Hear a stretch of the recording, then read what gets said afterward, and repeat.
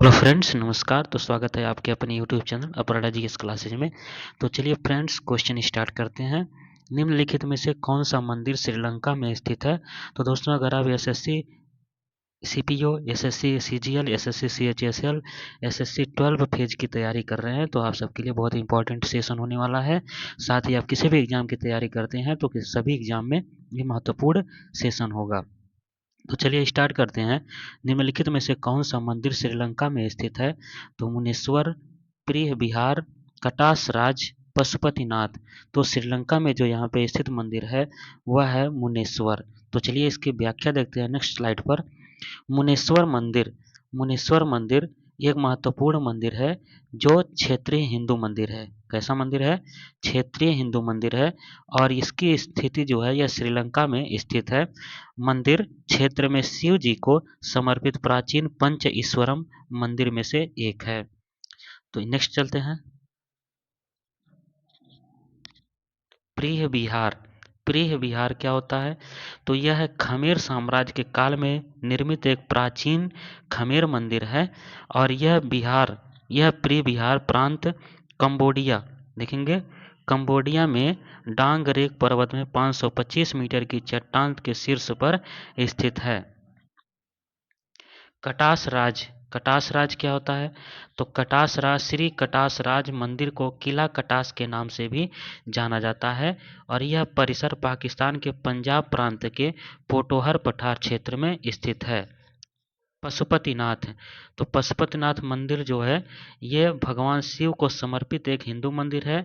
यह काठमांडू में नेपाल में स्थित है। नेक्स्ट स्लाइड देखते हैं। खिलाड़ियों और खेल का निम्नलिखित में से कौन सा युग्म सही नहीं है?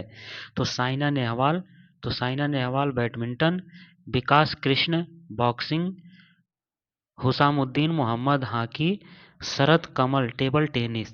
तो इसमें जो पूछा जा रहा है कौन सा युग्म सही नहीं है, तो इसमें हुसामुद्दीन मोहम्मद ये हॉकी से संबंधित नहीं है।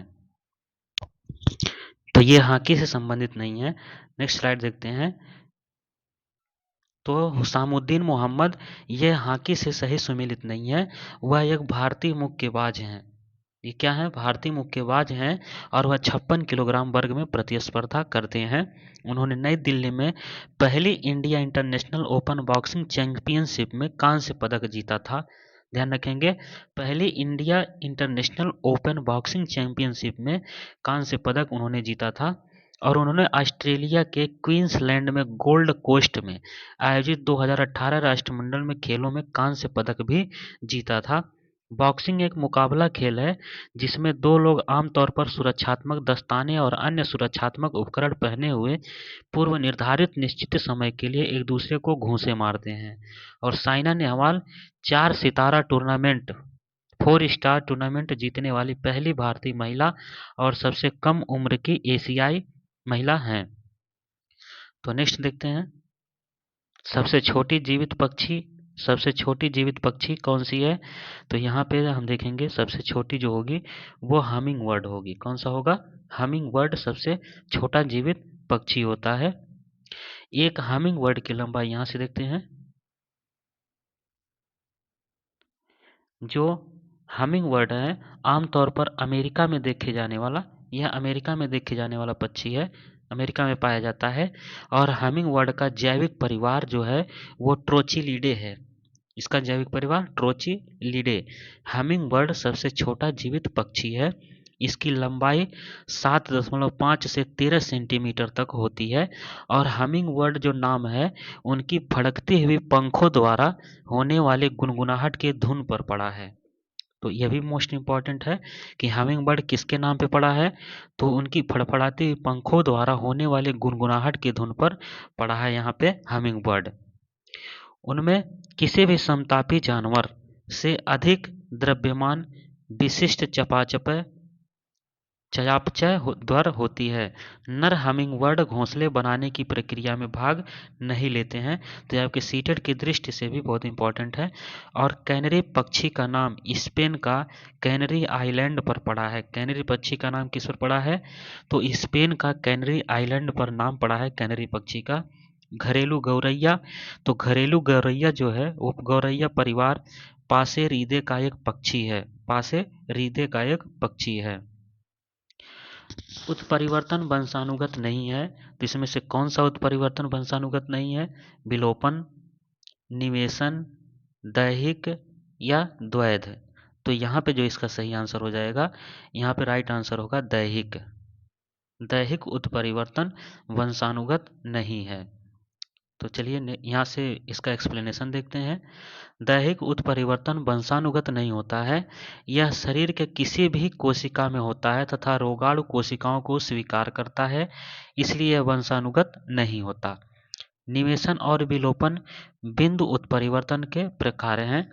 जनन कोशिका में होने वाले जीन के परिवर्तन को वंशानुगत परिवर्तन कहा जाता है। भारत में वहाबी आंदोलन का नेतृत्व किसके द्वारा किया गया था? तो भारत में वहाबी आंदोलन का नेतृत्व, तो इसमें देखते हैं किसके द्वारा किया गया था। सैयद अहमद खान, शरीयतुल्लाह खान, सैयद अहमद बरेली, उपरोक्त सभी। तो यहाँ पे जो राइट आंसर होगा सैयद अहमद बरेली, इसका सही आंसर होगा। तो आइए देखते हैं इसका एक्सप्लेनेशन। भारत में वहाबी आंदोलन का नेतृत्व सैयद अहमद बरेली ने किया था। वह अरब के अब्दुल वहाब के शिक्षण से प्रभावित थे। अरब के थे अब्दुल वहाब, उन्हीं के नाम पर वहाबी आंदोलन पड़ा था और अब्दुल वहाब के शिक्षण से प्रभावित थे सर सैयद अहमद बरेली। वहाबी आंदोलन भारत में 19वीं शताब्दी के दौरान एक इस्लामी पुनरुत्थानवादी आंदोलन है। शान अब्दुल अजीज इस आंदोलन के एक अन्य प्रमुख नेता भी थे। रक्षा मंत्री राजनाथ सिंह ने बताया कि भारत देश तक 40,000 करोड़ रुपए के रक्षा उपकरण निर्यात लक्ष्य को प्राप्त करने के लिए तैयार है। तो यह कब तक तैयार है? तो 2026 तक। इसका राइट आंसर होगा 2026 तक। तो यहाँ पे देखते हैं रक्षा मंत्री राजनाथ सिंह ने 30 मार्च 2023 को नई दिल्ली में राइजिंग इंडिया कॉन्क्लेव को संबोधित किया। आयोजन के दौरान उन्होंने बताया कि भारत का लक्ष्य 2026 तक 40,000 करोड़ रुपए के रक्षा उपकरण निर्यात लक्ष्य को प्राप्त करना है। कौन सा चैनल इंदिरा पॉइंट भारत का दक्षिणी सबसे अधिक दक्षिणी बिंदु है और इंडोनेशिया को अलग करता है? तो यहाँ पे देखते हैं 7 degree channel, 6 degree channel, 10 degree channel या 12 डिग्री चैनल। तो यहाँ पे पूछा जा रहा है कौन सा चैनल इंदिरा पॉइंट भारत का सबसे दक्षिणतम बिंदु जो है इंदिरा पॉइंट, तो यह 6 डिग्री चैनल। 6 डिग्री चैनल जो है यह इंडोनेशिया को भारत के सबसे दक्षिणी पॉइंट इंदिरा पॉइंट से अलग करता है। तो 6 डिग्री चैनल यहाँ पे राइट आंसर होगा। तो यहाँ पे देखते हैं जो 6 डिग्री चैनल है इंदिरा पॉइंट भारत का सबसे दक्षिणी बिंदु जो है और इंडोनेशिया को अलग करता है। 572 द्वीपों में से जो अंडमान और निकोबार समूह बनाते हैं, केवल 37 जो वहाँ पे हैं द्वीप बसे हुए हैं। 10 डिग्री चैनल अंडमान द्वीप समूह और निकोबार द्वीप समूह को अलग करता है। जो 10 डिग्री चैनल है वह अंडमान द्वीप समूह और निकोबार द्वीप समूह को अलग करता है। जड़त्व के बारे में सही कथन की पहचान करें। अब जड़त्व के बारे में देखते हैं। वजन जितना कम होगा जड़त्व उतनी ही अधिक होगी। द्रव्यमान जितना अधिक होगा जड़त्व उतना ही कम होगा। द्रव्यमान जितना अधिक होगा जड़त्व उतना ही अधिक होगा। द्रव्यमान जितना कम होगा जड़त्व उतना ही अधिक होगा। तो इसका जो राइट आंसर होगा द्रव्यमान जितना अधिक होगा जड़त्व उतना ही अधिक होगा। तो आइए देखते हैं यहाँ पे इसके एक्सप्लेनेशन में। जड़त्व किसी भी भौतिक वस्तु की गति की स्थिति में किसी भी परिवर्तन का प्रतिरोध है। किसी वस्तु में जितनी अधिक जड़त्व होती है उसका द्रव्यमान उतना ही अधिक होता है। एक अधिक विशाल वस्तु की गति की अवस्था में परिवर्तनों का विरोध करने की प्रवृत्ति अधिक होती है। तो यहाँ पे जो सही आंसर होगा कि किसी वस्तु में जितनी अधिक जड़त्व होती है उसका द्रव्यमान उतना ही अधिक होता है। भारत के वन्य जीव संरक्षण अधिनियम 1972 में कितनी अनुसूचियां हैं? तो यहाँ पे देखेंगे ऑप्शन नंबर 7, 5, 4 या 6? तो इसका जो राइट आंसर हो जाएगा वहाँ पे हो जाएगा ऑप्शन नंबर डी। तो यहाँ पे 6 अनुसूचियाँ हैं। तो चलिए 6 अनुसूचियों के बारे में बात करते हैं। कौन कौन सी अनुसूचियाँ हैं इसमें? पहली अनुसूची देखते हैं। पहली दूसरी अनुसूची पहले देखते हैं। यह जंगली जानवरों, पक्षियों और पौधों को सुरक्षा प्रदान करता है। अनुसूची 1 और 2, अनुसूची 2 भाग 2 उन अपराधों के लिए पूर्ण सुरक्षा प्रदान करता है जिनके तहत ये उच्चतम दंड निर्धारित किए गए हैं। अनुसूची 3 और 4 में सूचीबद्ध प्रजातियां भी संरक्षित हैं, लेकिन दंड बहुत कम है इसमें। अनुसूची 5 के अंतर्गत आने वाले जानवर आमतौर पर कौवे, फल, चमगादड़, चूहे आदि हैं और उन्हें कानूनी रूप से कृमि माना जाता है और उनका स्वतंत्र रूप से शिकार किया जा सकता है। अनुसूची 6 में क्या दिया गया है? तो अनुसूची 6 में निर्दिष्ट स्थानिक पौधों को खेती और रोपण से प्रतिबंधित किया गया है। स्वादग्राही कोशिकाओं को कहा जाता है। तो क्या कहा जाता है स्वादग्राही कोशिकाओं को? लैंगरहंस कोशिकाएं, रस संवेदी कोशिकाएं, मर्केल कोशिकाएं, स्वान कोशिकाएं। तो इन्हें कहा जाता है रस संवेदी कोशिकाएं। स्वादग्राही कोशिकाओं को रस संवेदी कोशिकाओं के रूप में भी जाना जाता है। स्वादग्राही जीव के ऊपरी सतह पर पाए जाने वाले पैपिल्ले नामक छोटी संरचनाओं के आसपास स्थित होती है। स्वादग्राही कोशिकाएं विभिन्न ग्राही और आयन माध्यमों के समूहों द्वारा पता की गई जानकारी को मस्तिष्क के संवेदी क्षेत्रों में भेजती है। औसतन मानव जीव में 2000 से 8000 स्वाद कलिकाएं होती हैं। इनका औसत जीवन काल 10 दिन होने का अनुमान रहता है। अमुक्ता मलयादा किसके द्वारा लिखी गई थी? तो अमुक्ता मलयादा ये लिखी गई थी कृष्णदेव राय के द्वारा। कृष्णदेव राय इसका सही आंसर होगा। अमुक्ता मलयादा कृष्णदेव राय के द्वारा लिखी गई थी। इस कविता का भारतीय इतिहास और संस्कृति में बहुत महत्व है, क्योंकि कृष्णदेव राय के पास दिल्ली सल्तनत के पतन के बाद भारत में सबसे बड़ा साम्राज्य था। तो इस तरह से नेक्स्ट स्लाइड देखते हैं। नेक्स्ट प्रश्न देखते हैं। नेक्स्ट प्रश्न में बोला गया है कि संगाई उत्सव त्योहार जो है, ये संगाई उत्सव त्योहार, चलिए, संगाई उत्सव त्योहार भारत के निम्नलिखित में से किस राज्य में मनाया जाता है? तो ऑप्शन देखते हैं इसका। ऑप्शन अरुणाचल प्रदेश, मेघालय, नागालैंड, मणिपुर। तो संगाई उत्सव जो त्योहार होता है ये मणिपुर में मनाया जाता है। तो चलिए इसकी डिस्क्रिप्शन देखते हैं। संगाई उत्सव मणिपुर में मनाया जाता है। संगाई उत्सव मणिपुर में मनाया जाता है। यह मणिपुर पर्यटन विभाग द्वारा प्रतिवर्ष 21 से 30 नवंबर तक आयोजित एक वार्षिक सांस्कृतिक महोत्सव है। इसकी शुरुआत वर्ष 2010 में हुई थी और इसे आज राज्य का सबसे भव्य त्योहार माना जाता है। मणिपुर को लोकप्रिय रूप से भारत का स्विट्जरलैंड भी कहा जाता है। यह अपनी प्राकृतिक सुंदरता के लिए भी प्रसिद्ध और भारत के उत्तर पूर्वी भाग में स्थित है और अरुणाचल प्रदेश क्षेत्रफल के हिसाब से पूर्वोत्तर भारत के 7 सिस्टर स्टेट्स में सबसे बड़ा स्टेट है। निम्नलिखित में से किस तारीख को राष्ट्रीय पंचायती राज दिवस मनाया जाता है? तो इसका ऑप्शन देखते हैं। 14 सितंबर को, 24 अप्रैल को, 10 जनवरी को या 15 मई को। तो इसका सही आंसर हो जाएगा 24 अप्रैल को। तो राष्ट्रीय पंचायती राज दिवस, राष्ट्रीय स्थानीय स्वशासन दिवस प्रतिवर्ष 24 अप्रैल को मनाया जाता है।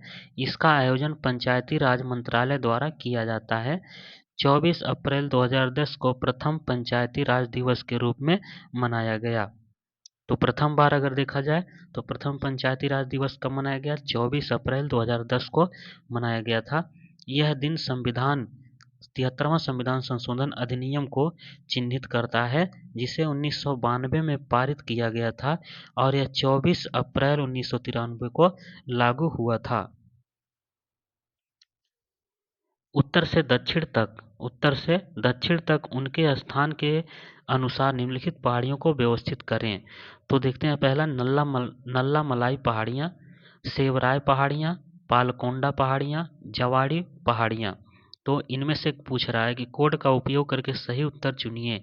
तो इसका जो सही उत्तर होगा, तो पहले हम देखते हैं यहाँ पे पहले नंबर पर कौन आएगा, तो नल्ला माला पहाड़ियाँ। नल्ला माला पहाड़ियाँ ये पहले नंबर पर आ जाएगा, क्योंकि पूछा है उनके स्थान के अनुसार उल्लिखित पहाड़ियों को व्यवस्थित करिए। उसके बाद आ जाएगा पालकोंडा, पालकोंडा की पहाड़ियाँ, ये आ जाएगा आपका दूसरे नंबर पर। और उसके बाद आएगा आपका जवाड़ी पहाड़ियाँ चौथा। उसके बाद बचा क्या, दूसरा बचा, तो दूसरा बाद में आएगा सेवराय पहाड़ियाँ।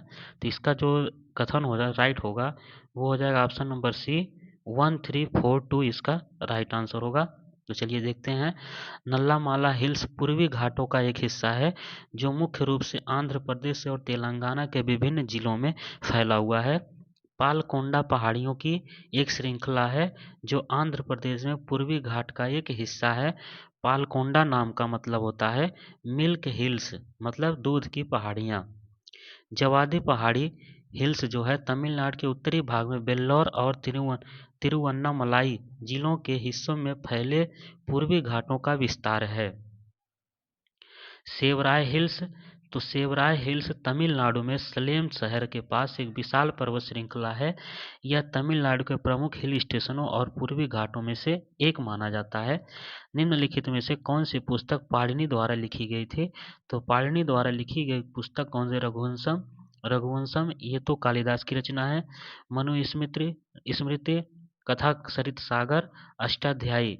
तो यहाँ पे जो राइट आंसर होगा पाणिनि द्वारा लिखित जो अष्टाध्यायी है, तो अष्टाध्यायी पाणिनि द्वारा लिखी गई थी।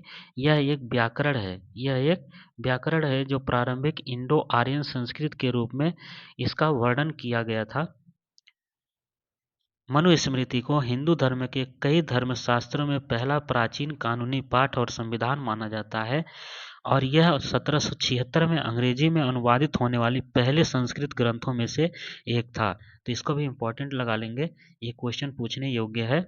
कथा सरित सागर भारतीय किंवदंतियों, परियों की कहानियों और लोक कथाओं का 11वीं शताब्दी का प्रसिद्ध संग्रह है। तो यह कहानी और कथाओं का प्रसिद्ध संग्रह है कथा सरित सागर। रघुवंशम शास्त्रीय संस्कृत में एक महान महाकाव्य कविता है और यह रघुवंश की पौराणिक कथाओं का वर्णन करती है। निम्नलिखित में से किस वर्ष में सविनय अवज्ञा अभियान पूरी तरह समाप्त हो गया था, तो 1917 में, 1934 में, 1923 में, 1943 में। तो इसका सही आंसर होगा 1934 में पूरी तरह से समाप्त हो गया था। तो चलिए आइए देखते हैं। 12 मार्च 1930 के ऐतिहासिक दिन पर गांधी जी ने ऐतिहासिक दांडी नमक मार्च आयोजित करके सविनय अवज्ञा आंदोलन का उद्घाटन किया, जहां उन्होंने नमक कानून तोड़ा। सविनय अवज्ञा आंदोलन को निलंबित कर दिया गया था जब महात्मा गांधी ने 14 जुलाई 1933 को सामूहिक सत्याग्रह वापस ले लिया था। यह आंदोलन 7 अप्रैल 1934 को पूरी तरह से समाप्त हो गया था। तो इस तरह से जो क्वेश्चन थे और उनके सॉल्यूशन थे। वीडियो आपको पसंद आया हो तो लाइक शेयर कमेंट जरूर करें, और चैनल पर नए हैं तो तुरंत सब्सक्राइब करके जुड़ जाएं। जीएस के जितने भी प्रश्न हैं सभी आपको इस पर मिलते रहेंगे। मिलते हैं नेक्स्ट वीडियो में, तब तक के लिए धन्यवाद।